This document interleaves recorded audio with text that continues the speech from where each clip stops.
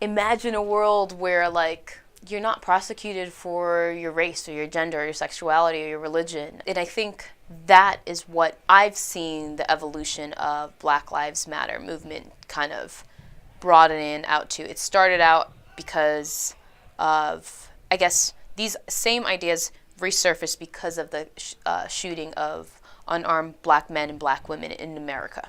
And since then, we've seen it evolving because of technology. We're able to document injustices that occur within the African American communities. We're also seeing this with the Dakota Pipeline, some of the stuff that's happening over there with Native Americans. We're also seeing it within the Latino communities too, they're all also killings of unarmed Latino men and women in America that have not made mainstream news as Black Lives Matter has.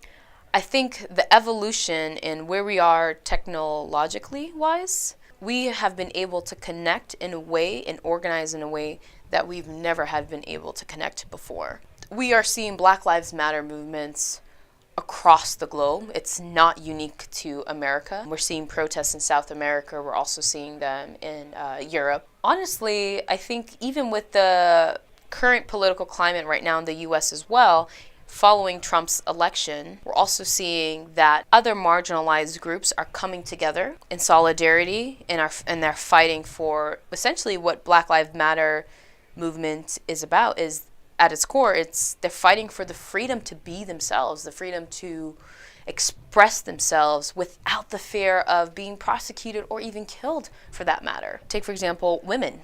We have half of the population fighting for the freedom just to be equal, just to be valued as an equal human being. Like, look at the women's rights movements. I mean, I think it's also interesting too because historically speaking, we've never seen the intersection of the two. We've never seen race and gender, and you're seeing more women of color. And historically, women of color have started a lot of these movements, social justice movements, but we are not accredited these movements, and that's all right. But specifically with the Black Lives Matter founders, there were all women of color, black women for that matter, that started this movement, and since then it's evolved. And I think Black Lives Matter movements means something different to everyone. As a first-generation child of immigrant, college-educated black woman working in Silicon Valley, the struggles in which I've had to gone through, and I know that my kids are going to go through, and that my grandkids are going to go through, I don't see that to be discouraging. That's actually very empowering for me. I've never had the vocabulary in which I have today to describe my experience. However, in spite of all the hardships that people of color experience and go through, it does not kill our spirit. It does not stop us from being the best version that we know that we can be of ourselves, and it does not stop us from dreaming or continuing to imagine a world that is fair and just, not for just some people, but for all people.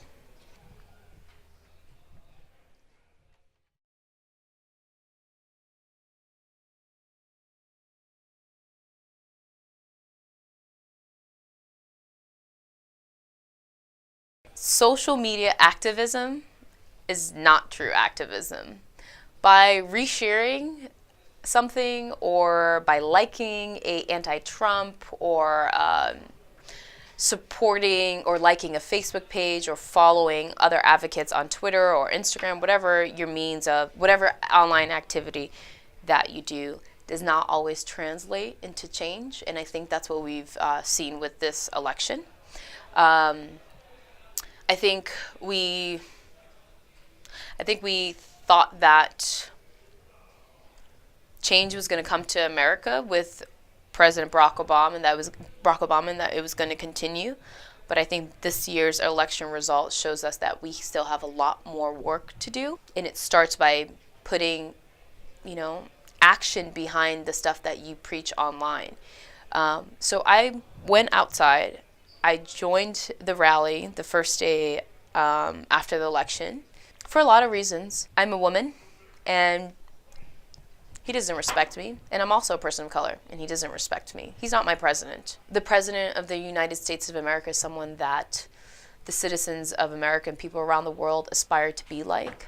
And there's nothing about the Trump administration that I'm looking forward to. And I think this is Trump's presidency is exactly what my generation needs, because we've benefited so much from the previous generation that has come before us. And we like to think that racism and sexism doesn't really exist in America because, you know, our foremothers and forefathers have dealt with that issues, and that's not true.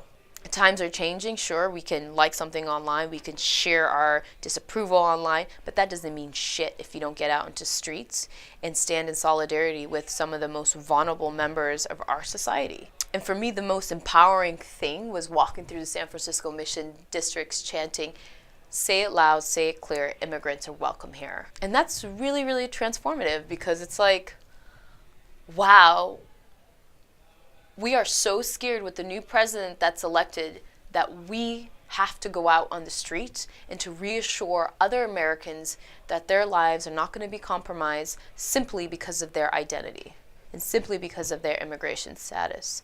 And that's why I stepped outside. I want my grandkids and I want my kids, my grandkids, my future great-grandkids to be proud of me, and to know that I didn't do anything and sat at home. I just didn't retweet something or like a tweet or like a post. I wanted them to know that